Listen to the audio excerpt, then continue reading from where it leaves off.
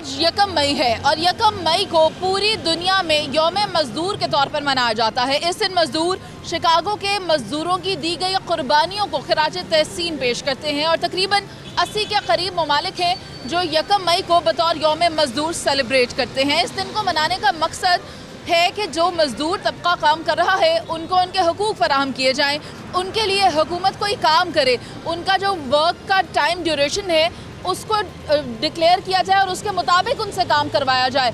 8 घंटे से ज़्यादा काम ना करवाया जाए, उनको सेहत के एतबार से सहूलियात फराहम की जाएँ, उनके लिए जितनी आसानियाँ पैदा की जा सकती हैं की जाएँ। लेकिन जो मजदूर तबका है वो इस बारे में क्या राय रखता है, आइए उनसे बात करते हैं। अस्सलाम वालेकुम भाई। वालेकुम सलाम जी। क्या नाम है आपका? मेरा नाम मोहम्मद जवेद। जावेद साहब, मुझे ये बताएं कि मजदूरी मिल जाती है आपको? नहीं, मजदूरी नहीं मिल रही हो। कितना चिर हो चले वेले ਅਸੀਂ ਇਦਾਂ ਦੇ ਵੀ ਨਹੀਂ ਜਾਂਦੇ ਘਰਾਂ 'ਚ, ਇੱਥੇ ਰਹੀਦਾ, ਕੰਮ ਕਾਰ ਕਰੀਦਾ, ਲੰਗਰ ਆ ਜਾਂਦਾ ਖਾ ਲਈਦਾ। ਇਹ ਵਿਚਾਰੇ ਤਾਸ਼ ਤੂਸ਼ ਖੇਲ ਕੇ ਚਲੇ ਜਾਂਦੇ ਨੇ, ਉਹ ਵੀ ਪੁਲਿਸ ਵਾਲੇ ਤੰਗ ਕਰਦੇ ਨੇ ਇਹਨਾਂ ਮਜ਼ਦੂਰਾਂ ਨੂੰ, ਤੇ ਤੁਸੀਂ ਤਾਸ਼ ਕਿਉਂ ਖੇਲਦੇ ਹੋ, ਜੂਆ ਖੇਲਦੇ ਹੋ, ਇਹ ਕਰਦੇ ਹੋ, ਉਹ ਕਰਦੇ ਹੋ। ਬਹਿਣ ਦਿੰਦੇ ਨਹੀਂ ਹੈਗੇ, ਕੰਮ ਕਾਰ ਕੋਈ ਨਹੀਂ ਹੈਗਾ। ਕਿੰਨਾ ਕਿੰਨਾ ਚਿਰ ਹੋ ਚੱਲਾ बैठे हैं अल्लाह के आसरे से। आज सारों को छुट्टी है क्योंकि आज 1 मई है, लेकिन आप बाहर हैं, अपनी मजदूरी की तलाश में बैठे हुए हैं। अगर ये प्रदेश दूरों आए हैं असी तो फिर इत्थे रहना पैंदा सानू, क्वार्टर वगैरह ले। बेटा 2-2 महीने जी बताएं। नहीं लगा, 2-2 महीने हो गए। सब आदमी ऐसे बैठे रहते हैं, शाम को सुबह 8 बजे आते हैं और शाम को उठ के चले जाते हैं, या लंगर आ गया वो खा लिया, बस भूख मर गए, इधर बैठे रहते हैं। अभी घर में बच्चे भी हैं, किराए के मकान है, को किराएदार जो हैं वो इतना किराया बना दिया उन्होंने, जो पहले 7,000 में 8,000 में मिलता था, अभी 15-16 हज़ार रुपया वो किराया ले लेते हैं। यानी कीमत डबल हो गई है और उस हिसाब से आमदनी नहीं हो रही। हाँ जी, छोटे छोटे बच्चे हैं, कारोबार है नहीं है, भूख मर रहे हैं सब।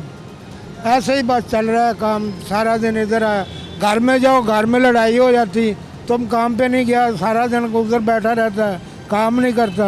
बीवियों ने तो आखना, बच्चों ने तो आखना भी मेरे को खाने को दो, अब क्या करें। अस्सलाम वालेकुम भाई, मुझे ये बताएं कि कोई छाँव का इंतज़ाम नहीं है आपके बैठने के लिए और खाना भी लंगर आ जाए तो खा लेते हैं, तो क्या किया जाए कि कोई जगह बनाई जाए आप लोगों के लिए, कहीं जहाँ पंखे का इंतज़ाम किया जाए, जब तक कोई बंदा आता नहीं है कारीगर तलाश करने के लिए तब तक। भैया आप जो है ना ऐसा कोई इंतज़ाम कर दें, ये जो लोग भूखे बैठे हुए हैं, प्यासे बैठे हुए हैं, बच्चे बैठे हुए हैं, औरतें बैठी हुई हैं, सब भूखी बैठी हुई हैं। आपको ऐसा इंतज़ाम कर दें, इनके बैठने का क्या, इनके सोने का भी इंतज़ाम वहाँ हो जाए।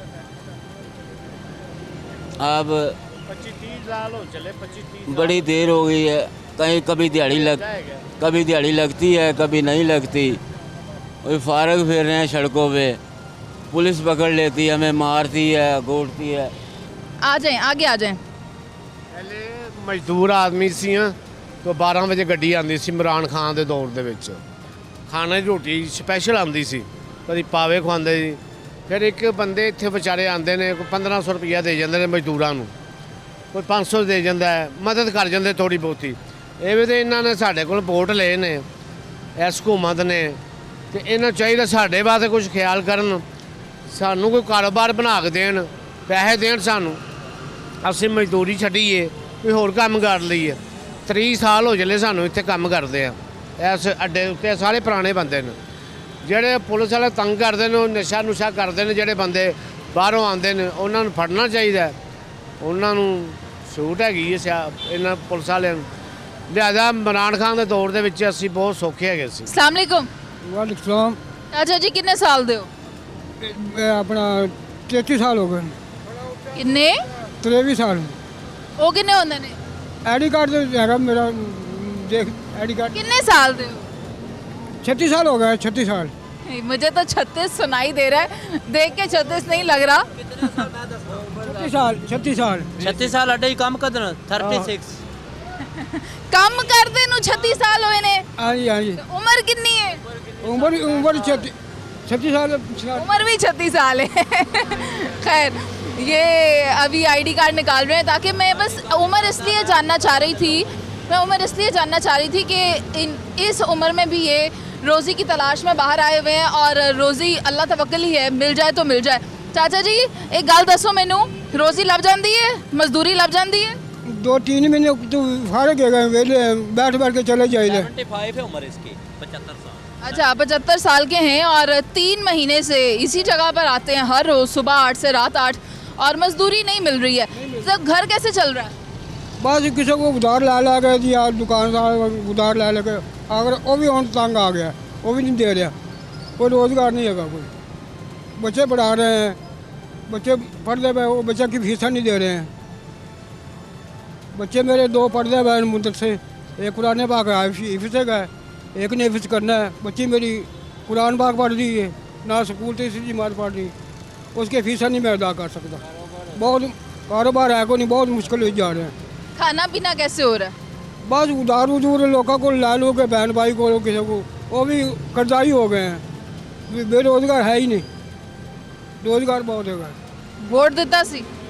है जी, वोट दिता सी? वोट हाँ जी, वोट दिता सी, किनू दिता? नवाज शरीफ ने दिता सी। तो नवाज शरीफ साहब ने अपील कर लवो।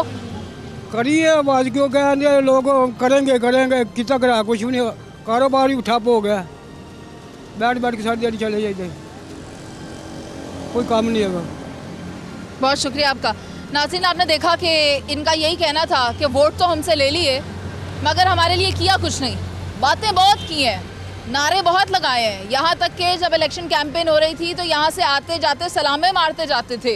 वोट हमसे ले लिए लेकिन हमारे लिए क्या किया है? हम आज भी 2 या 3 महीने से बेरोज़गार बैठे हैं और हमारे घर में खाने के लाले पड़े हुए हैं, ऐसा इन सब का कहना है। प्रोग्राम में और भी लोगों से बात करेंगे और भी मज़दूरों से बात करेंगे और उनको क्या क्या चाहिए, क्या क्या उनकी ज़रूरियात हैं, किस तरह वो ज़िंदगी गुजर बसर कर रहे हैं या अपने मामलात किस तरह चला रहे हैं। आज यौम मज़दूर है और हमने ये दिन इन्हीं मज़दूरों के साथ मनाने का अहद किया है और हम बाहर निकले हैं। हमने देखा, कई लोगों से बात भी की, कई मज़दूरों से बात की, उनका यही कहना है कि हम मुतमईन नहीं हैं, हुकूमत हमें फैसिलिटेट नहीं कर रही है, हमारे लिए मज़दूरी के मौक़े पैदा नहीं किए जा रहे। हम महीने में बमुश्किल 4 दिन मज़दूरी करते हैं और 4 दिन हमें 1500 से 2000 रुपये दिहाड़ी बनती है, जिसका मतलब 7 से 8000 हम एक महीने का कमाते हैं और उसमें हमारा गुजारा करना मुश्किल होता है। मेरे पास कुछ और मज़दूर भी मौजूद हैं, उनकी भी राय शामिल करेंगे। अस्सलाम वालेकुम भाई। वालेकुम अस्सलाम जी। आप मुझे ये बताएं कि काम कैसा चल रहा है? काम का कोई हालात नहीं है, महीने से मसा 4 जड़ियाँ 5 जड़ियाँ मसा लगती हैं, तो घर का अखराजात, बच्चे हैं, मकान किराए के हैं, बिल बहुत आ रहे हैं, गैस का बिल बहुत आ रहा है, बिजली का बिल बहुत आ रहा है, तो बहुत मुश्किल से गुजार रहे हैं।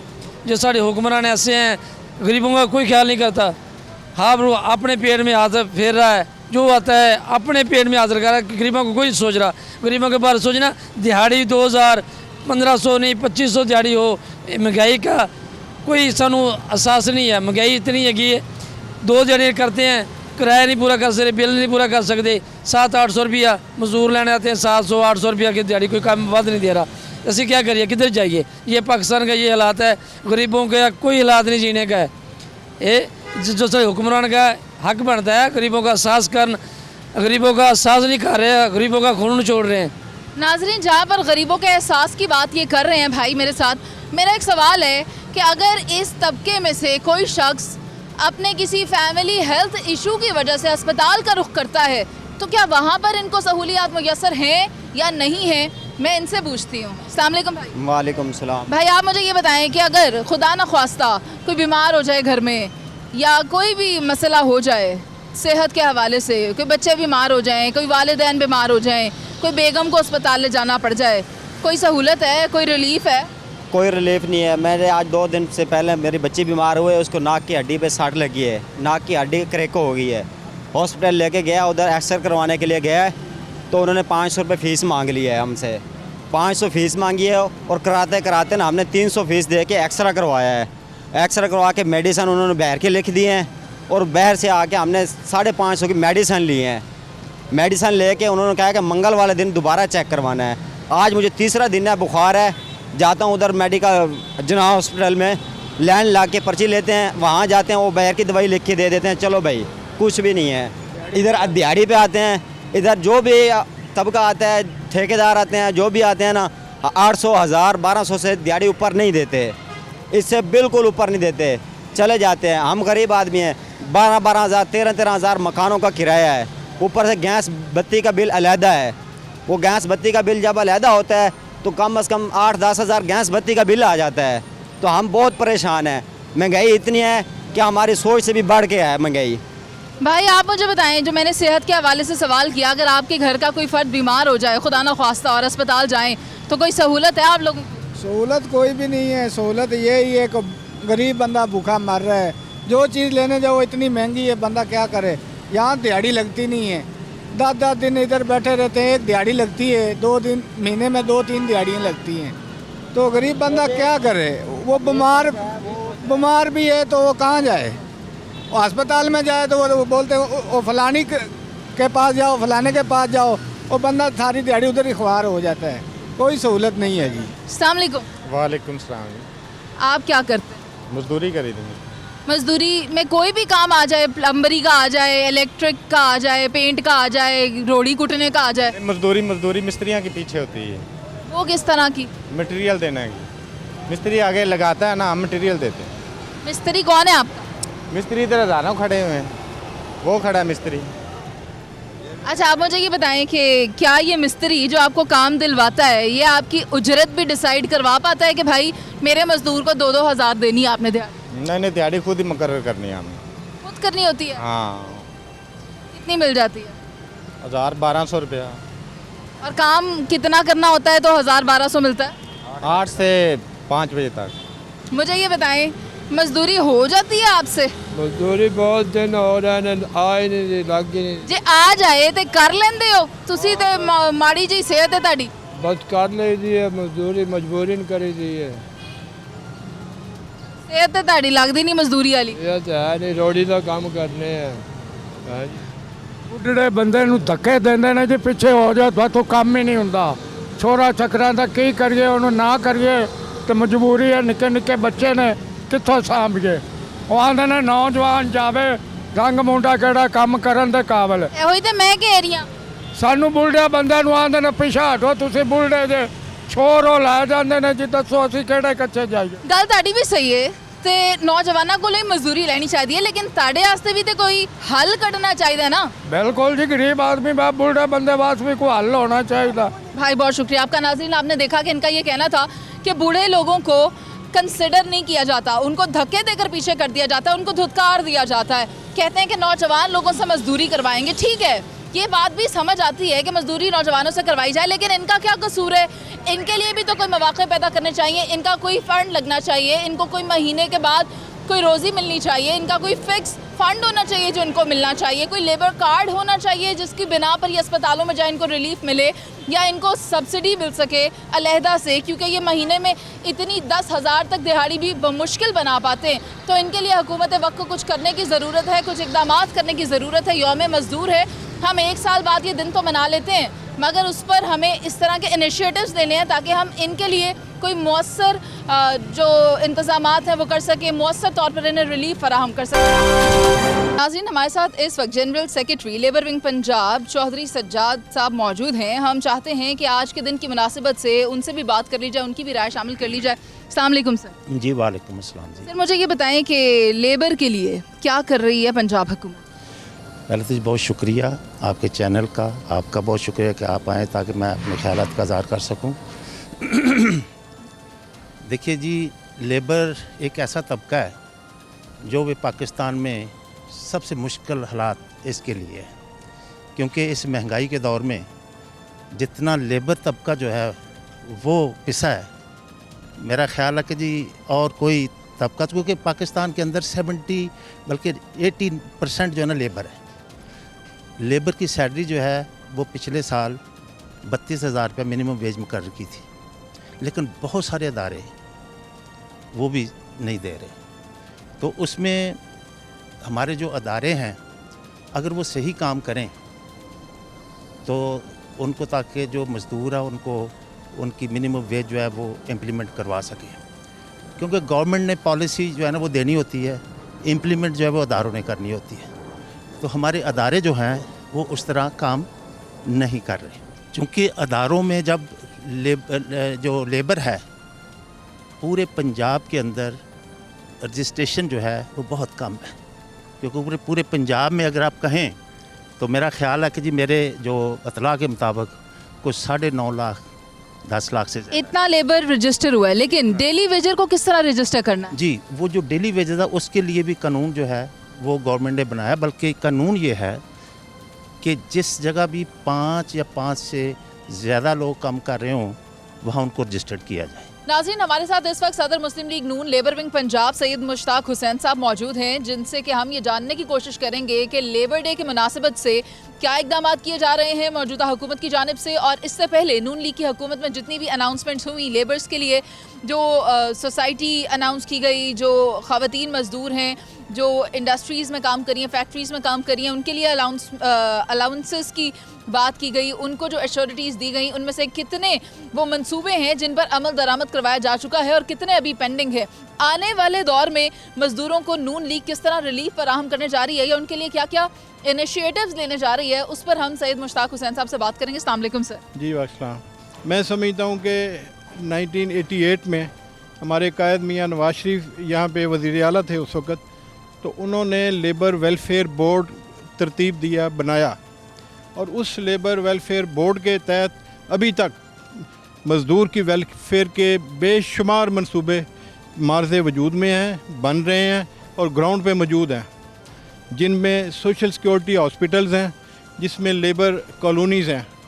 इस वक्त पंजाब में तकरीबन 30 से ज़्यादा लेबर कॉलोनियाँ मौजूद हैं, और पिछले दौर में मियाँ शहबाज शरीफ साहब के दौर में मांगा रोड पे मेरा ख्याल है 217 एकड़ पे, वो पंजाब की तो क्या मेरा ख्याल एशिया की सबसे बड़ी लेबर कॉलोनी है, जो अभी तकमील के मराहल में थी, मेरा ख्याल है वो कंप्लीट हो चुकी है।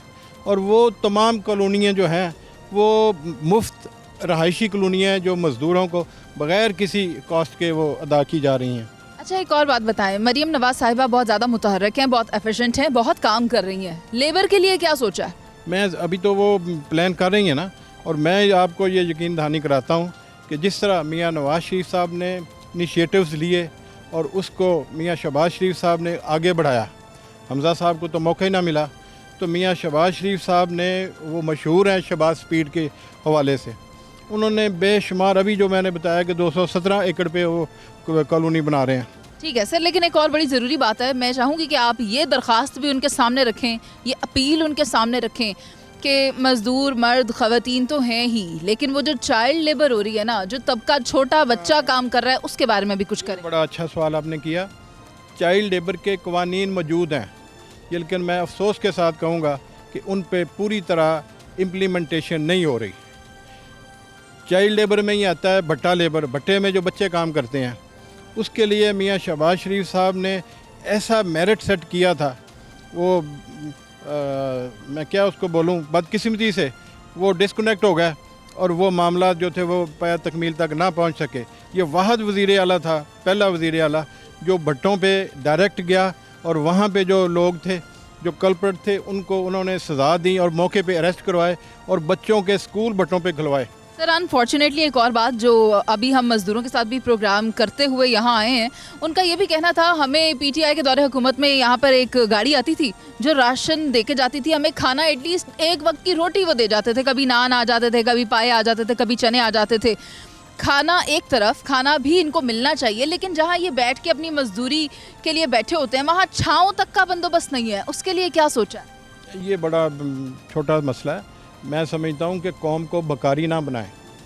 मैं तो ये भी कहता हूँ कि ये इनकम सपोर्ट और दूसरे तीसरे जो पैसे मिलते हैं, इनकी बजाय ख़वातीन को भी घरों में जो स्मार्ट इंडस्ट्री है, वो स्मॉल इंडस्ट्री है, उसमें मदद दी जाए, उनको फंडिंग की जाए, कोई ऐसा मेकनिज़म बनाया जाए कि बग़ैर सूद के छोटे छोटे जो कर्ज़े हैं उनको दिए जाएँ, ताकि बहुत बड़ी एक मैं समझता हूँ तादाद है घरों में औरतों की जो काम करना चाहती हैं, उनको ये वसाइल देने चाहिए। सर, आपने मरीम बीबी से मुलाकात तो की ही होगी, क्या आपने उनसे पूछा है कि वज़ीर साहब किधर हैं हमारे वफाकी? बस अभी नामुकम्मल है कभी ना, ये 4 जून के अपने पास है, ये खुद ही वो इस पर हैंडल करती हैं। उन्होंने इसकी ब्रीफिंग भी ली है लेबर डिपार्टमेंट से, और इंशाल्लाह चंद दिनों तक ये वज़ीर साहब भी आ जाएंगे और हम भी उनसे बात करेंगे। हम चाह रहे हैं कि जितने हमारे वर्कर्स हैं इसमें बेहतर किरदार अदा कर सकते हैं वॉलंटियरली, वो इंशाल्लाह ताला वो भी करेंगे। ठीक है, बहुत शुक्रिया आपका। नाजरीन, हमारे साथ सैयद मुश्ताक हुसैन साहब मौजूद थे जो कि सदर हैं मुस्लिम लीग नून लेबर विंग के। उनका ये कहना है कि मरीम नवाज साहिबा ने इस हवाले से ब्रीफिंग ली है, वो खुद ही इस चीज़ को फ़िलहाल लुक आफ्टर कर रही हैं, लेकिन हमारी उनसे ये अपील है, ये दरख्वास्त है कि बहुत जल्दी ये जो सीट खाली पड़ी है लेबर मिनिस्ट्री की वफाकी और सूबाई सतह पर, इस खाली जगह को पुर किया जाए ताकि एफिशिएंटली काम किया जा सके। बाकी नून लीग की तरफ से काम बहुत ज़्यादा किया गया है।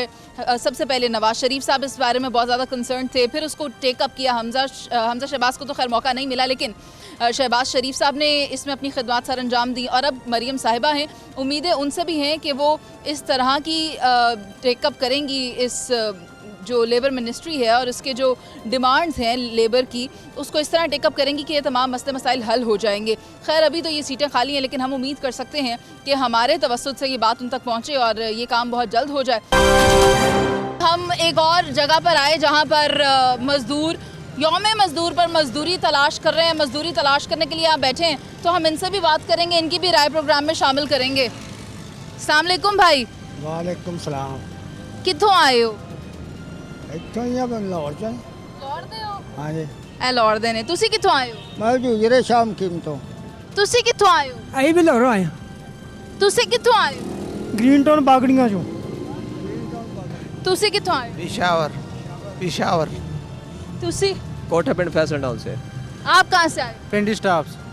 और आप? वो ननकाना से आए हैं। आप कहाँ से आए हैं? साहिवाल से आए हैं। आप कहाँ से आए हैं? हवेली लखा से आए हैं। आप कहाँ से आए हैं? कसूर से आए हैं। आप कहाँ से आए हैं? मुल्तान से आए हैं। नाज़रीन, आप देखें पाकिस्तान के कोने कोने से मज़दूर यहाँ पर मज़दूरी तलाश करने के लिए आए हैं और ये दिन दोपहर का वक्त है और ये सारा हजूम मेरे पास लगा हुआ है, यानी कि इनको कोई दिहाड़ी नहीं मिल रही, इन्हें कोई मजदूरी नहीं मिल रही। क्यों नहीं मिल रही? क्या मसले मसाइल हैं? क्या इनका कहना है इस हवाले से? इनसे बात करते हैं। अस्सलाम वालेकुम। वालेकुम सलाम। दसो मैनू, दिन चढ़िया पे इत्थे, दोपहर हुई हुई है, दिन नहीं चढ़िया दोपहर हुई है। आहो, तो मैंने दसो कि रोज़ी क्यों नहीं लभदी, मजदूरी क्यों नहीं लभदी? पता नहीं जी, बहुत मंदे ने काम आਉਂਦਾ ही कोई नहीं गया। 5-5 7 दिन वेले फिरते रहे हैं, ऐसे बह बह के चल जाइए, मजदूरी नहीं मिलती। ते बह बह के घर तो नहीं चलता ना? नहीं बह के घर तो नहीं चलता, फिर जो चलाना तो पैंदा ही है ना। किन चलता फिर? आधार सिधार लैके खाना। ते उधार लाएगा कौन? आधार फिर अल्लाह ने लाना, असी कितने लाना। ये कितनी मासूम सी बात है ना, उधार लेके हम तो खा लेंगे, उधार उतारेगा कौन? अल्लाह मियाँ उतारेंगे। मेरे पास इस बात का जवाब नहीं है। अल्लाह मियाँ कैसे उतारेंगे? आप तो नहीं थले आएंगे। नहीं, आप तो थले नहीं आते, हम सिला बना देंगे ने ना, तारना और नहीं है, असी तो अल्लाह को मंगना है।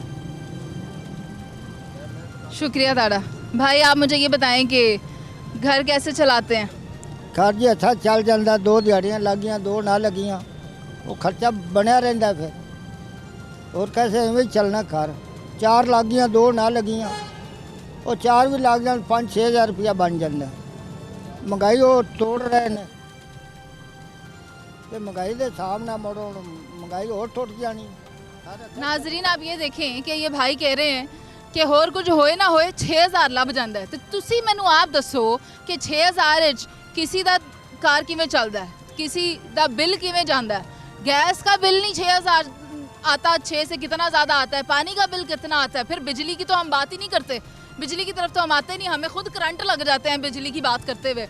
आप मुझे बताएं भाई कि कोई फिक्स दिहाड़ी नहीं है? दिहाड़ी फिक्स कोई नहीं, ਜਿਹੜੀ ਲੱਗ ਗਈ ਉਹ ਲੱਗ ਗਈ, ਚਾਹੀ ਨਾ ਲੱਗੀ ਨਾ ਸੀ। ਇਹ ਤੁਹਾਡਾ ਜੈਕਪॉट ਹੈ ਜਿਹੜਾ ਲੱਗ ਗਿਆ ਸੋ ਲੱਗ ਗਿਆ। ਨਹੀਂ ਨਹੀਂ, ਹੁਣ ਲੱਗਣ ਦੀ ਗੱਲ, ਗਾਹਕ ਆਵੇ ਤਾਂ ਫਿਰ ਜਾਈਏ ਨਾ, ਗਾਹਕ ਕੋਈ ਵੀ ਨਹੀਂ ਆਉਂਦਾ। 4-5 दिन लगे रहीदा, ना लगे 4-4 दिन वेला बैठे रहीदा। अस्सलाम वालेकुम भाई। वालेकुम सलाम जी। भाई मुझे बताएं कि साइकिल लेके आप चल रहे हैं, चलो ऐ तो शुक्र करो ਇਹਦੇ 'ਚ ਪੈਟਰੋਲ ਨਹੀਂ ਪੈਂਦਾ। हाँ जी बिल्कुल जी बिल्कुल। ਤੇ ਨਾ ਇਹ ਗੈਸ ਤੇ ਚੱਲਦੀ ਹੈ, ਐਲਪੀਜੀ ਤੇ ਵੀ ਨਹੀਂ ਚੱਲਦੀ। हाँ जी हाँ जी। ਮੈਨੂੰ ਦੱਸੋ ਕਿ ਮਜ਼ਦੂਰੀ ਨਹੀਂ ਲੱਭੀ ਤੁਹਾਨੂੰ? ਮਜ਼ਦੂਰੀ ਨਹੀਂ ਲੱਭ ਰਹੀ, ਰੋਜ਼ੀ ਤਾਂ ਦੇਣੀ ਅੱਲਾਹ ਤਾਲਾ ਨੇ। ਬਾਕੀ ਇਹ ਕਿ ਹਕੂਮਤ ਦਾ ਕੰਮ ਇਹ ਕਿ ਚੀਜ਼ ਪਿੱਛੋਂ ਸਸਤੀ ਹੋ ਜਾਂਦੀ ਹੈ। ਅੱਗੇ ਦੁਕਾਨਾਂ ਵਾਲੇ ਜਿਹੜੇ ਨੇ ਉਹ ਸਾਨੂੰ ਉਵੇਂ ਮੰਗ ਹੀ ਦੇ ਰਹੇ ਨੇ। ਹੁਣ ਆਟੇ ਦਾ ਤੋੜਾ 10 ਕਿਲੋ ਦਾ ਜਿਹੜਾ ਉਹ 1000 ਰੁਪਏ ਦਾ ਪਿੱਛੋਂ ਹੋ ਗਿਆ, ਇਹ ਸਾਨੂੰ 1200-1300 ਨੂੰ ਦੇ ਰਹੇ ਨੇ। ਉਹ ਹੁਕੂਮਤ ਕਰਨ ਦਾ ਨਹੀਂ ਉਹਨਾਂ ਨੂੰ ਵੱਲ ਆਉਂਦਾ ਤੇ ਛੱਡ ਦਿਓ, ਜਾਂ ਸਾਨੂੰ ਸਾਰਿਆਂ ਨੂੰ ਜ਼ਹਿਰ ਦੇ ਕੇ ਮਾਰ ਦਿਓ। ਆਪ ਹੁਕੂਮਤ ਕਰਨ ਦਾ ਫਿਰ ਫਾਇਦਾ ਕੀ ਹੈ? ਹੁਕੂਮਤ ਕਰਨੀ ਹੈ ਤੇ ਉਹਨੂੰ ਇਸ ਤਰੀਕੇ ਨਾਲ ਕਰੋ ਕਿ ਆਵਾਮ ਸਾਰੀ ਆਪਣੇ ਆਪਣੇ ਦਾਇਰੇ ਤੇ ਚੀਜ਼ਾਂ ਸਹੀ ਦੇਵੇ, ਫਿਰ ਤਾਂ ਹੋਇਆ ਹੁਕੂਮਤ। ਤੁਹਾਨੂੰ ਕਿਉਂ ਜ਼ਹਿਰ ਦਈਏ? ਤੁਸੀਂ ਇੱਥੇ ਰਹਿੰਦੇ ਨਹੀਂ, ਇੱਥੇ ਤੇ ਸ਼ਹਿਰੀ ਨਹੀਂ ਹੋ, ਤੁਹਾਨੂੰ ਜ਼ਹਿਰ ਦੇ ਦਈਏ? ਜੀਣ ਦਾ ਕੋਈ ਫਾਇਦਾ ਹੈ ਆਪਾਂ ਨੂੰ? ਵੀ ਚੀਜ਼ ਪਿੱਛੋਂ ਸਸਤੀ ਹੋ ਜਾਵੇ ਤੇ ਅੱਗੋਂ ਸਾਨੂੰ ਦੁਕਾਨਾਂ ਵਾਲੇ ਮਹਿੰਗੀ ਦੇਵਣ। ਦੁਕਾਨਾਂ ਵਾਲਿਆਂ ਨੂੰ ਜਾਂ ਤੇ ਕੰਟਰੋਲ ਕਰਨ ਵੀ ਕਿਉਂ ਚੀਜ਼ਾਂ ਮਹਿੰਗੀਆਂ ਦੇ ਰਹੇ ਜੇ ਤੁਸੀਂ। ਕਿਉਂਕਿ ਅਸੀਂ ਤਾਂ ਥੋੜਾ ਹੀ करने, ਜਿਹਨੂੰ बुलाई ਦਾ ਉਹ ਅੱਗੋਂ गल पै जाता है। नाज़रीन, इनकी बात सुनकर तो मुझे वो याद आ गया, कहते हैं ना कि हम जीने के हाथों मरे जा रहे हैं। ऐसा भी क्या जीना कि जीते जी मर रहे हैं, यही इनका भी कहना था। आगे चलते हैं और लोगों से बात करते हैं। आइए, अब आप मुझे ये बताएं कि सिलसिले कैसे चल रहे हैं? मजदूरी तो आपको भी नहीं मिली भी। जी, वो आपकी बात सही है। अब इतनी देर हो गई, हम इसलिए खड़े हुए हैं कि हम मांगते हैं 1500 रुपया। 1500 से हमें पता लगता है कि हमारा घर कुछ चल सकता है, लेकिन ये लोग आते हैं हमें कभी कहते हैं जी 1000 रुपये में आपको देंगे, 1100 में देंगे। आप बताएं भाई, इतनी महंगाई में हम क्या करें? 1100 क्या घर चलता है 1100 से? चलो 1500 की हमें समझ आती है, वो हमारा हक जो है वो तो दें। ठीक है, पेंसिल चलानी, एसी के नीचे बैठना आसान है, मैं मानता हूँ ये आसान काम है, लेकिन जो हमारा काम आप देखें आगे, हमें मुश्किल काम भी हम लोग करते हैं, लेकिन हमें भी हमारा जो हक है वो पूरी तरह मिल नहीं रहा। हाथों पे क्या हुआ है? ये दोनों हाथ दिखाओ, दूसरा भी। वो बैनर बांध रहे हैं। हाँ, वो बैनर वगैरह लगा रहे हैं, हम मजदूरी कर रहे हैं, बैनर लगा रहे हैं। तो ये हमारा मुतालबा कि भाई हमारा दिहाड़ी जो मजदूर मिस्त्री की है वो 2000 रुपये है। ठीक है, अब जो मजदूर है वो 1500 रुपये का। अभी वो आप आएंगे, वो ये कहेंगे कि जी आप 12 हो गए हैं, आप दिहाड़ी काम लो। हम सुबह हमने अपनी बीवी को 6 बजे का उठाया होता है, भाई उठें भाई नाश्ता बनाए, हमने काम पे जाना है। देर से वो आ रहे हैं, हम थोड़े ही आ रहे हैं, लेकिन भाई हमारी ये रिक्वेस्ट है आवाम से कि भाई हमारा हक हमें दें। जो हमारी फिक्स दिहाड़ी है 1500 रुपये मजदूर को, 2000 जो मिस्त्री को वो दी जाए। भाई आप यहाँ आ जाओ। आप मुझे ये बताओ, कितने सालों की? बाजी 20 साल। ये तो तुम्हारी पढ़ने की उम्र है, बाहर क्या कर रहे हो?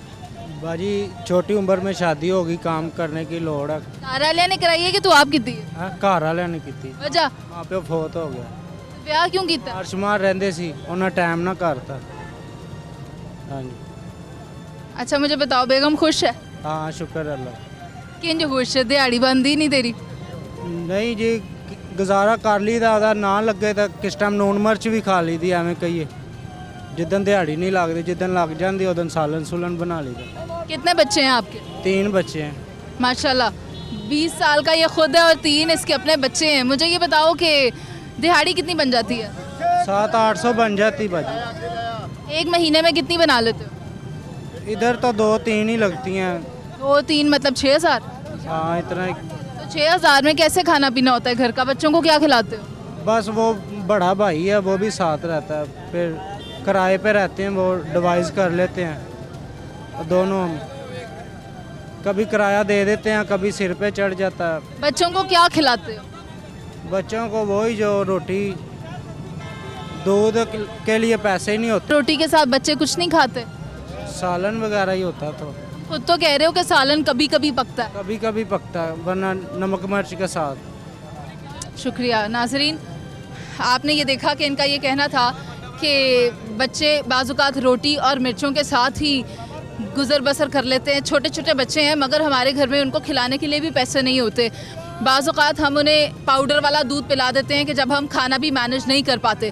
तो ये बात बहुत ही अफसोस की बात है कि अगर किसी के घर पे फाके चल रहे हैं तो इसका सवाल भी हुकूमत वक्त से ही होगा आखिरत के रोज़, कि उनकी हुकूमत में उनके यहाँ पर रहने वाले लोग, उनकी जो रियाया है वो किस तरह से गुजर बसर करें। ये बहुत बड़ा सवाल है, इस बारे में सभी को सोचने की ज़रूरत है। यौम मज़दूर के दिन बड़ी बड़ी हेडलाइनें लगी हुई हैं। आज आप भी अपना अखबार उठाकर देखें, हेडलाइन लगी हुई है, लीड स्टोरी लगी हुई है, सेकंड लीड लगी हुई है। टीवी पर आज सुबह से लेकर रात तक इस बारे में बात की जाएगी। लेकिन क्या ये बातें महज बातें ही होंगी और हम हर साल इस एक दिन पर क्या इसी तरह बातें कर लेंगे, नारे लगा देंगे और ऐलानात कर देंगे और अगले साल हम उसी तरह मज़दूरों को उसी हालत में इन्हीं सड़कों पर रुलते हुए और ख्वार होते हुए देखेंगे?